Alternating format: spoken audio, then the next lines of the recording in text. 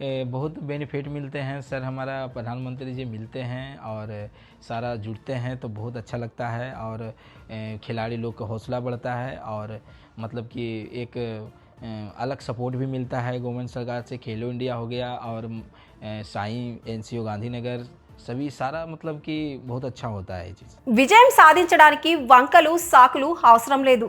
గుండెల్లో కొండంత ధైర్యం, గెలవాలనే కసి ఉంటే చాలు. అన్ని ఉన్నా ఏమీ సాధించలేమని నిరాశతో కూర్చునేవారు ఈ ఒక్క కథ వినాలి, ఈ ఒక్క వ్యక్తినే చూడాలి. ఇతడి పేరు జండూ కుమార్. 5 ఏళ్ల వయసులో పోలియో వచ్చి కాళ్ళు పడిపోయాయి. నిలబడలేడు, నడవలేడు, కనీసం కూర్చోవడానికి సరిగ్గా వీల్ చైర్ కూడా లేని దుస్థితి.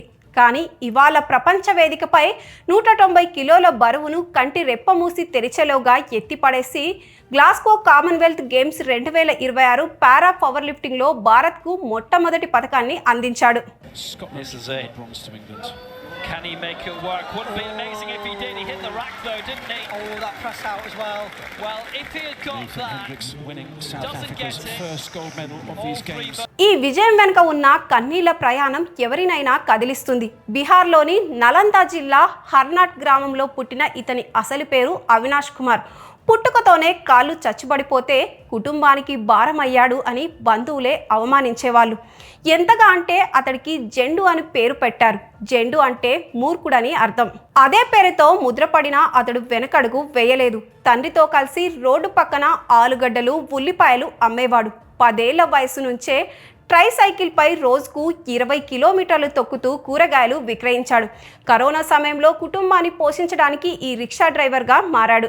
కానీ అతడి రక్తం ప్రతి బొట్టులో గెలవాలనే కసి ఉంది. 2017లో పారా అథ్లెటిక్స్తో ప్రయాణం మొదలుపెట్టి పవర్ లిఫ్టింగ్ వైపు అడుగులు వేశాడు. 2023 జాతీయ ఛాంపియన్షిప్కు వెళ్లేందుకు ఖర్చులకు డబ్బులు లేకపోతే తన ఏకైక జీవనాధారమైన ఈ రిక్షాను అమ్మేసి మరీ పోటీకి వెళ్లాడు. టోర్నీలో ఆశించిన ఫలితం రాకపోయినా పారాలింపిక్స్ పతక విజేత రాజిందర్ సింగ్ రహేలు అతనిలోని పట్టుదలను గుర్తించారు. సాయి గాంధీనగర్లో శిక్షణ ఇప్పించారు. అక్కడి నుంచి 72 కిలోల విభాగంలో జాతీయ రికార్డులతో దూసుకెళ్లాడు.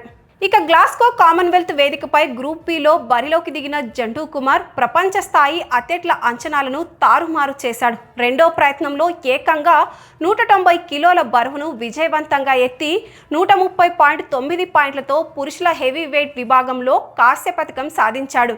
లైట్ వెయిట్ విభాగంలో పథకం త్రుటిలో చేజారి నిరాశలో ఉన్న భారత్కు పారా పవర్ లిఫ్టింగ్లో దేశానికి తొలి పథకాన్ని అందించి చరిత్ర సృష్టించాడు.